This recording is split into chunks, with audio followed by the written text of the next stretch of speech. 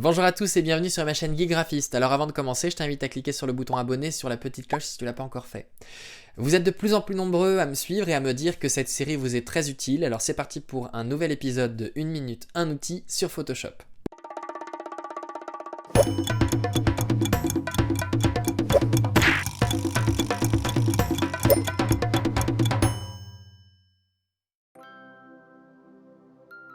Alors aujourd'hui je vous propose de découvrir un outil qu'on utilise beaucoup, c'est l'outil pinceau, donc le raccourci clavier c'est le B. L'outil pinceau se trouve ici dans la barre d'outils. Vous allez pouvoir gérer son épaisseur, sa dureté, ou avoir tout simplement des pré-enregistrements qui sont plus ou moins utiles pour pouvoir peindre vos différentes formes. Vous allez toujours peindre de la couleur de votre premier plan. Vous allez aussi pouvoir gérer ou créer vous-même vos différents réglages. Dans un de mes tutos que je vous invite à aller voir, c'est un photomontage d'un paysage où je vous apprends à créer un brush, donc c'est comme ça qu'on appelle ça, un brush qui vous permet de peindre des nuages dans votre ciel. Donc n'hésitez pas à aller voir cette vidéo et si vous voulez un tuto là-dessus, dites-le moi en commentaire. Vous avez différents réglages que vous allez pouvoir enregistrer aussi. Vous allez peindre avec les différents modes. Le plus efficace bien sûr reste encore le mode normal et après de changer votre mode de fusion.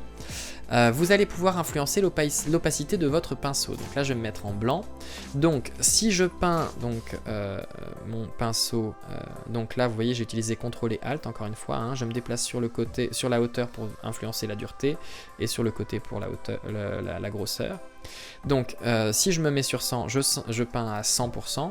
Si je me mets sur 50, je peins à 50%. La différence entre le flux et l'opacité, c'est que si je viens en arrière, sans relâcher, je ne dépasserai pas 50%. Alors que si j'influence, si je baisse très fortement mon flux par exemple, je vais pouvoir en fait avoir la sensation comme quand on dessine. Donc le flux est parfois utilisé par le côté un peu dessinateur tout simplement. Donc voilà là-dessus, vous avez un bouton qui vous permet d'influencer en fait votre opacité selon la pression de votre stylet, donc voilà, vous voyez, et si j'appuie un peu plus, voilà. Donc ça peut être utile. Vous avez aussi la capacité de lisser, donc ça c'est bien quand on n'est pas dessinateur. C'est-à-dire que là vous voyez si je dessine, ça suit plus ou moins, et en fait si je mets un lissage important par exemple et que j'ai besoin de faire une belle courbe, donc je vais revenir en arrière sur ce que j'ai fait, donc j'ai besoin de faire une courbe sympa, voilà, je le mets à 90 de lissage, et bien vous allez voir que ça me permet plus ou moins de lisser mon tracé. Ça peut être intéressant, vous avez d'autres types de lissage que vous pouvez utiliser. Moi j'utilise vraiment celui-là principalement. Vous pouvez varier l'angle de votre forme. Là ça n'a pas de sens puisque tout simplement c'est circulaire, mais si j'avais tout simplement changé la forme de mon pinceau, ça aurait, vous voyez là quand j'influence l'angle, ça se modifie, mais moi j'ai plutôt l'habitude d'utiliser le petit pinceau comme ceci. Et vous avez encore une fois le fameux bouton qui va vous permettre d'influencer non seulement, donc là vous avez influencé selon la pression votre opacité, mais aussi l'épaisseur.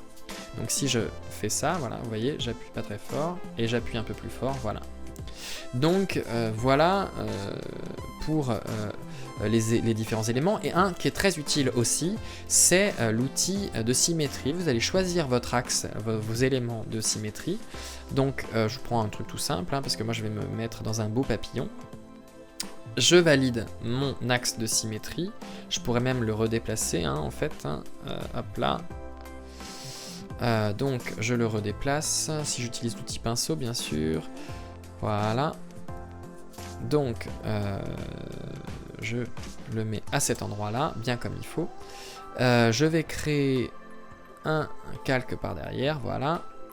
Et je vais du coup me faire des belles ailes de papillon. Et je peux me créer des pattes et des antennes.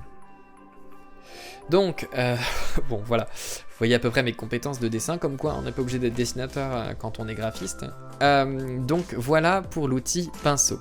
Et voilà, cet épisode est maintenant terminé, alors tu peux me laisser un pouce en l'air si ça t'a plu, comme ça me permettrait d'augmenter la visibilité de cette vidéo. Tu peux aussi laisser un commentaire pour me donner des idées de sujets ou tout simplement me remercier, ça fait toujours plaisir. Tu peux voir tout mon travail sur geekgraphiste.fr, dans tous les cas je te dis à très bientôt sur les réseaux ou pour de nouvelles vidéos.